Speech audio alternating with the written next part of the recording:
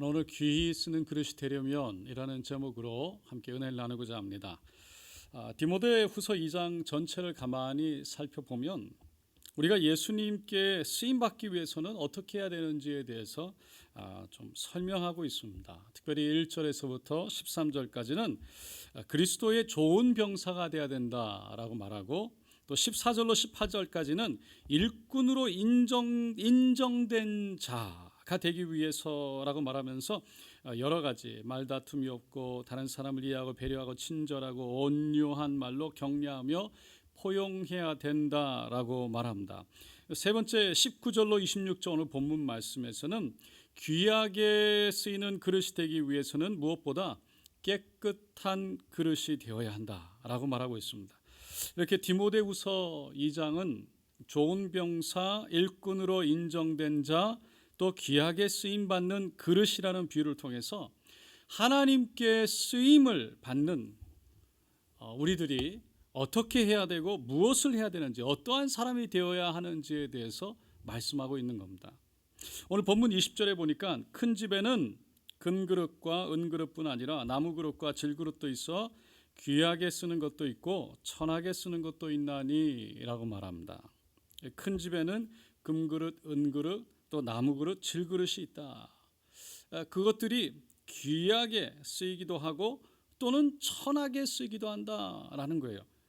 근데 귀하게 쓰이기 위해서는 21절에 보니까 누구든지 이런 것에서 자기를 깨끗하게 하면 귀히 쓰는 그릇이 되어 거룩하고 주인의 쓰심에 합당하며 모든 선한 일에 준비함이 되리라.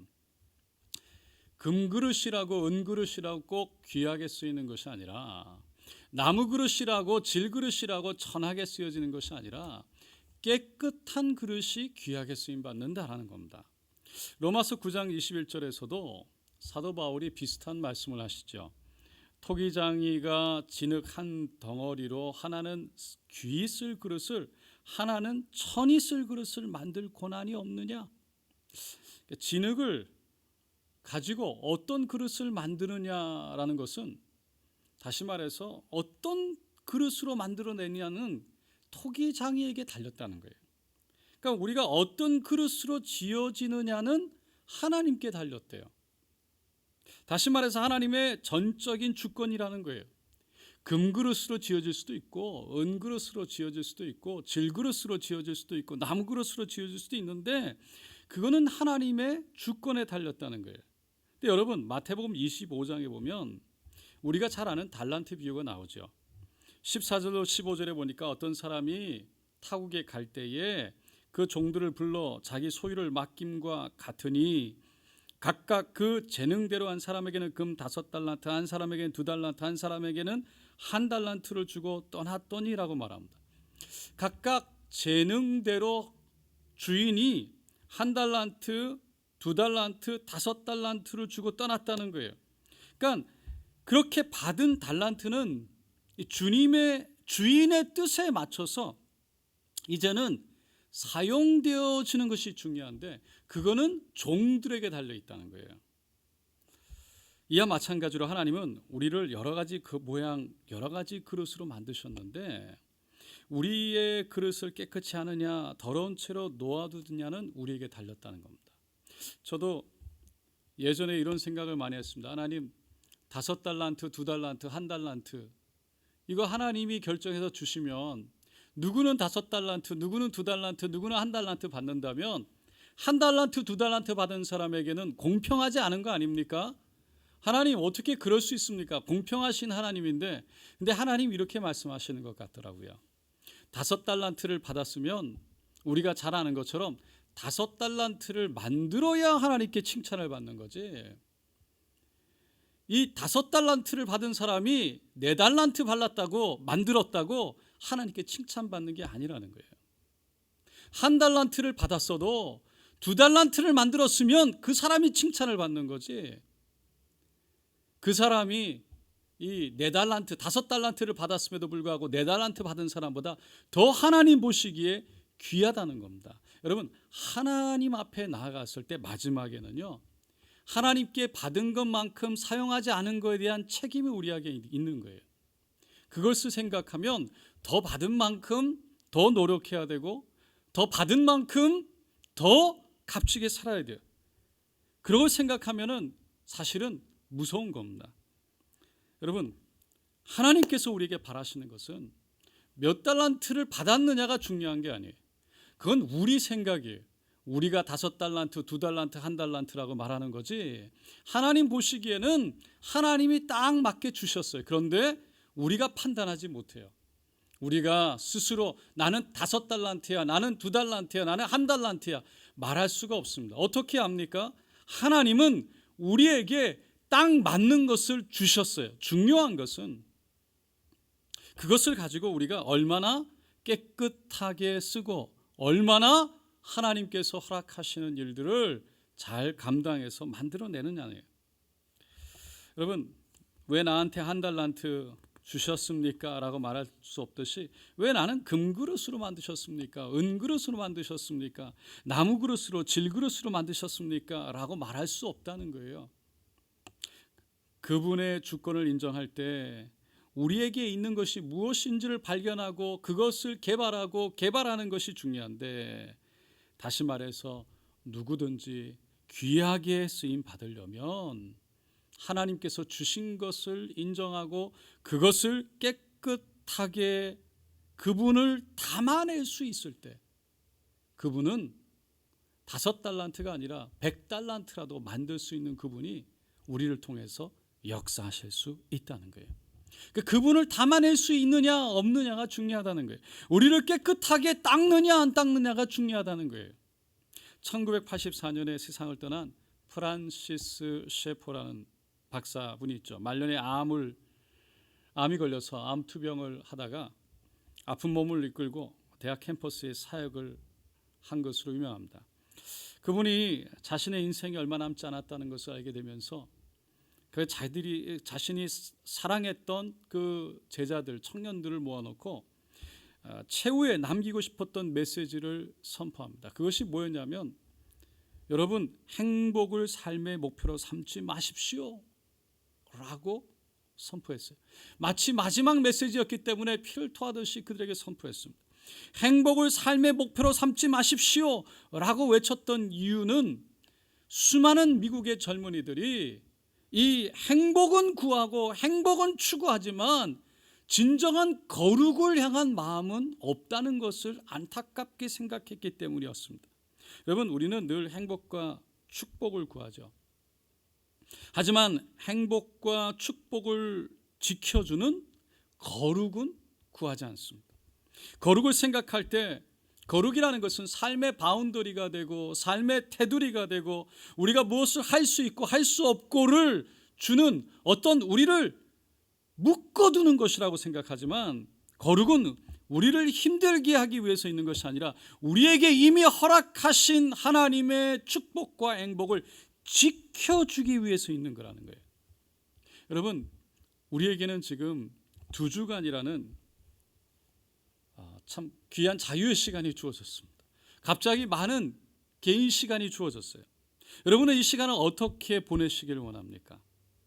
이 시간이 어떻게 보면 너무나 귀하고 감사한 시간이 될 수 있지만, 또 어떻게 보면 내 육체가 원하는 것을 마음대로 즐길 수 있는 자유의 시간도 될 수 있는 거예요. 그렇기 때문에 이때가 우리에게 어떻게 보면 위험한 시간이 될 수도 있고, 아니면 굉장히 유익한 시간이 될 수 있습니다.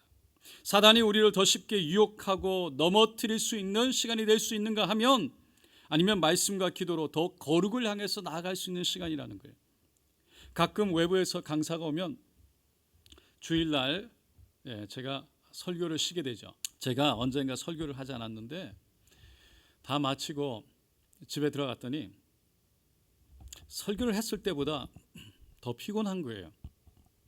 그래서 아내에게 말했습니다. 아니, 설교를 했을 때보다 더 피곤하다고 그랬더니 아내가 하는 말이 설교를 안 해서 그렇다는 거예요.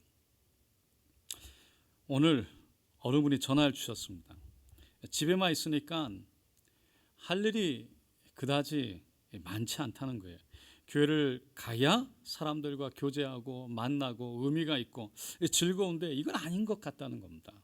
그러면서 교회를 마음대로 갈 수 있을 때는 교회를 안 가면 잠도 자고 또 해야 할 것도 하고 싶은 것도 그렇게 많았는데 교회를 갈 수가 없으니까 아무것도 할 수 없고 할 것도 없는 것 같고 정말 교회를 가고 싶어도 못 가니까 너무 힘들다고 오히려 힘들다고 그렇게 얘기하시더라고요. 아마 많은 분들이 동감하실 겁니다. 여러분 우리가 일하는 일터에서 하나님과 함께 일할 때가 좋은 거예요. 행복할 때예요. 야 마찬가지로 주일날 우리가 있어야 할 곳에 주님과 함께 찬양하고 예배하는 것이 행복한 거예요. 감사한 거예요. 좋은 거예요. 예전에 어떤 분이 저에게 이런 말씀을 하신 적이 있습니다. 성가대는 그분에게 주신 천직이다라고 표현하더라고요. 성가대를 하지 않으면 우울해지고 한 주간이 그렇게 힘이 들더라라는 겁니다. 여러분 우리가 있어야 할 자리에 있는 것, 우리가 해야 할 일을 하는 것, 그것이 행복이고 그것이 가장 좋은 거예요. 거룩도 마찬가지입니다. 우리가 하나님과 함께 있어야 할 자리에 있는 것, 우리가 함께 해야 할 일을 하는 것, 그게 행복이고 축복이라는 거예요. 여러분 오늘 본문은 우리가 있어야 할 곳에 있는 것, 또 우리가 해야 할 일을 하는 것, 그것을 우리 자신을 깨끗이 하는 것이다 라고 말합니다. 이스라엘의 힐렐루라는 아주 유명한 랍비가 있었습니다. 이분이 20세가 되던 해에 이스라엘로 돌아가서 랍비가 되는 수업을 받습니다. 이분이 워낙 천재여다가 중후하고 또 예의가 발랐기 때문에 많은 사람들이 그를 아주 칭찬하고 칭송했지만 또 반면에 또 많은 사람들이 시기하고 질투도 했습니다. 이 죽궂은 사람들이 힐렐루를 하나게 할 수 없는가라고 해서 내기를 하기도 했는데 어느 날 목욕탕에 있을 때 한 남자가 찾아옵니다. 그리고는 랍비님 왜 인간의 머리는 이렇게 동그랗게 생겼습니까? 라는 질문합니다. 힐렐루 이 랍비는 정성껏 성의껏 대답을 해주고는 이제 다시 탕으로 들어가는데 또 누가 찾아오는 거예요. 랍비님 왜 흑인의 피부는 까맣습니까? 힐렐루 랍비가 화를 내지 않고 차근차근 또 이유를 하나하나 설명해 줬습니다. 그렇게 하기를 무려 5번이나 하게 됩니다. 그리고 마지막에 온 남자가 랍비님 같은 사람은 이 세상에 없는 게 나을 것 같습니다. 제가 내기를 했다가 지고 말았습니다. 돈을 잃고 말았습니다. 랍비님 때문입니다. 라고 했다는 겁니다. 그러니까 랍비하고 다른 사람하고 이 힐렐루 랍비를 화나게 할 수 있는지 없는지를 놓고 돈을 내기를 한 거예요. 어느 날 이 힐렐루 랍비가 갑자기 나아가는 것을 보고 한 학생이 쫓아와서 랍비님 어디 가십니까? 뭐 이렇게 급한 일이 있으십니까? 그랬더니 이 랍비님이 지금 착한 일을 하기 위해서 바쁘게 가고 있네 라고 얘기했습니다. 그게 무슨 일일까 궁금해져서 랍비를 따라갔습니다. 그런데 보니까 목욕탕으로 들어가는 겁니다. 얼른 쫓아가서 아니 선생님 랍비님 몸을 닦는 것도 선행입니까? 라고 질문을 하자 그 힐렐루 랍비가 이렇게 대답했다고 합니다. 자기 자신을 깨끗이 하는 일은 아주 값진 선행의 하나이네. 로마 사람들은 거리에 있는 수많은 동상들을 깨끗이 닦아내고 있지 동상을 닦는 것보다 자기 자신을 닦아 깨끗이 하는 것이 선행이지. 우리는 매일 씻습니다. 매일 얼굴도 깨끗이 하고 매일 머리도 씻고 또 여자분들은 화장도 하고 늘 겉모습을 깨끗한 옷으로 입고 우리의 몸을 치장합니다. 여러분 우리의 아내의 마음은 얼마나 닦고 있습니까? 귀한 자유의 시간입니다. 이 시간이 영적으로 우리의 마음을 닦아내는 그런 시간이 되면 좋겠습니다. 디모데전서 4장 5절에 하나님의 말씀과 기도로 거룩하여 지민이라 라고 말합니다. 날마다 주님 앞에서 기도와 말씀으로 깨끗이 우리 내면을 닦아내는 그런 하루하루가 되시기를 예수님의 이름으로 축원드립니다.